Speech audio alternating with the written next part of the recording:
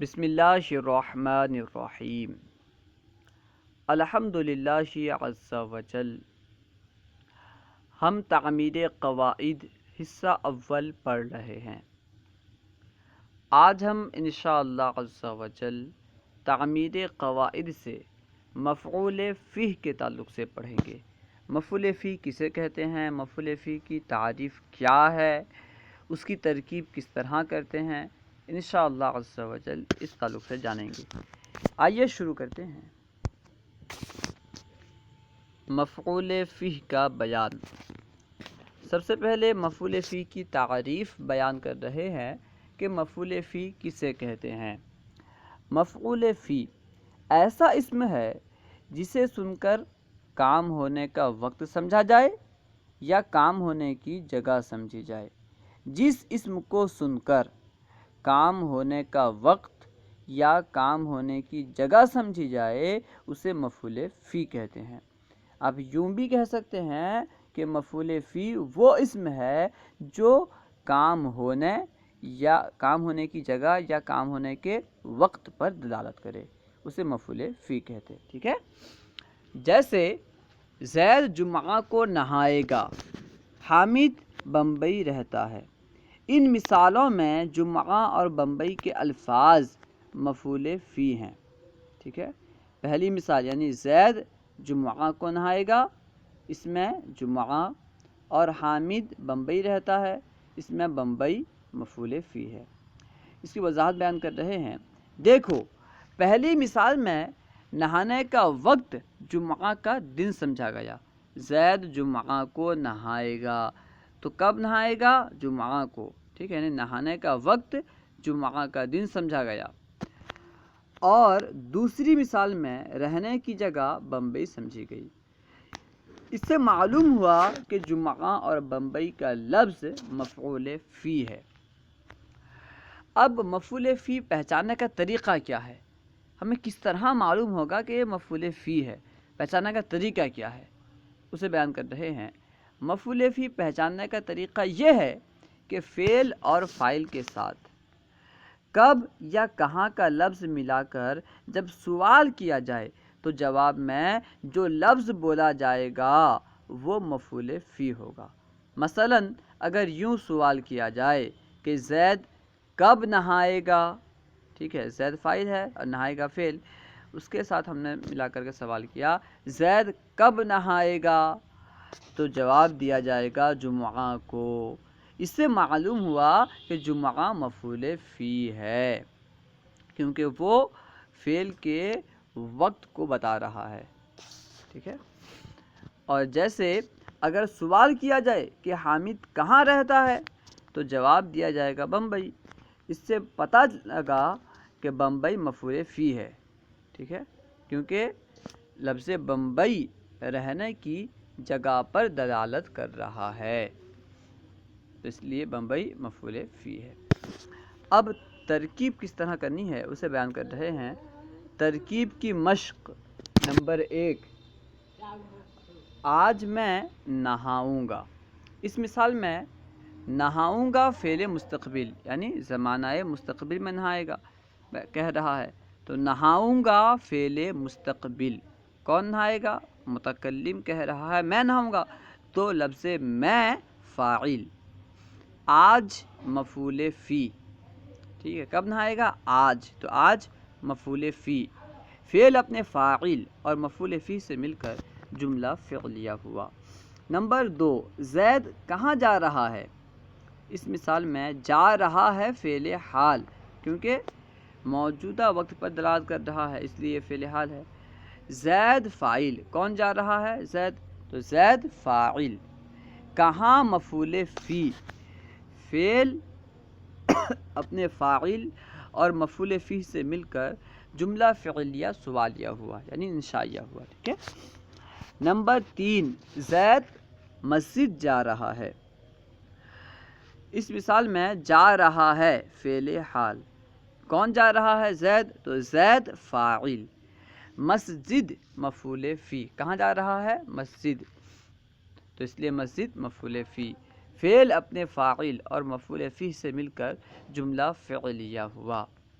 Number 4 تو اوپر بیٹھ، اس مثال میں بیٹھ فعل امر، تو فاعل، ٹھیک ہے، اور اوپر مفعول فی، ٹھیک ہے، کیونکہ اوپر ایک جگہ ہے، بیٹھنے کی جگہ، لفظ اوپر جو ہے یہ بیٹھنے کی جگہ پر دلالت کر رہا ہے، اس لیے اوپر مفعول فی، فعل اپنے فاعل اور مفعول فی سے مل کر جملہ فعلیہ ہوا۔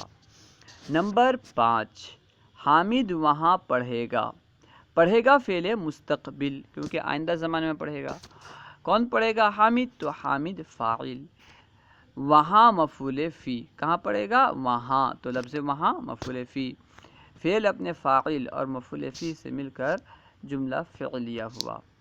نمبر 6 میں نے صبح کو دودھ پیا، اس مثال میں پیا فعل ماضی، میں فاعل، نے علامت فاعل، صبح مفعول فی، کو علامت مفعول، دودھ مفعول بھی، فعل اپنے فاعل، مفعول فی اور مفعول بھی سے مل کر جملہ فعلیہ ہوا۔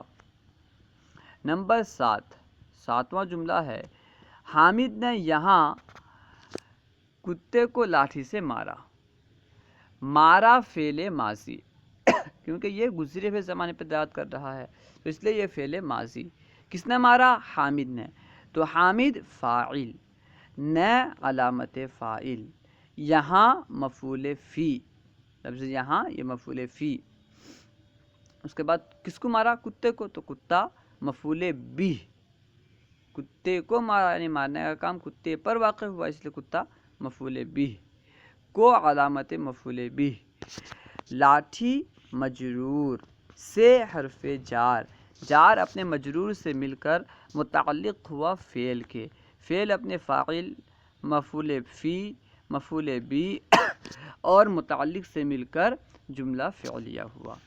مشق، ذیل کے جملوں کی ترکیب اپنی کاپیوں میں لکھو اور اپنے استاد کو دکھاؤ، یعنی نیچے جو جملے دیے جا رہے ہیں ان کی ترکیب اپنی کاپیوں میں لکھو اور لکھنے کے بعد اپنے اساتذہ کو دکھاؤ۔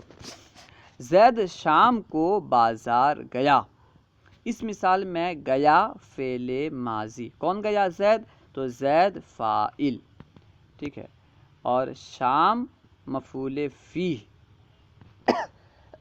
شام مفعول فی، کہاں گیا؟ بازار گیا، مفعول فی، اور کو علامت مفعول بھی، بازار مفعول فی، ٹھیک ہے، شام یہ وقت پہ دلالت کر رہا ہے، بازار جگہ پہ دلالت کر رہا ہے، اس لیے دونوں مفعول فی، فعل اپنے فاعل اور مفعول فی سے مل کر جملہ فعلیہ خبریہ۔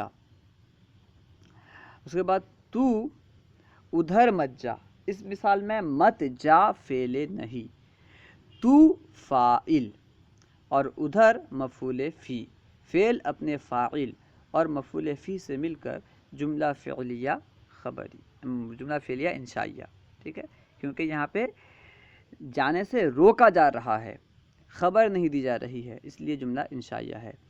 میں ابھی آؤں گا، اس مثال میں آؤں گا فعل حال اور لفظ میں فاعل، ابھی مفعول فی، فعل اپنے فاعل اور مفعول فی سے مل کر جملہ فعلیہ خبریہ۔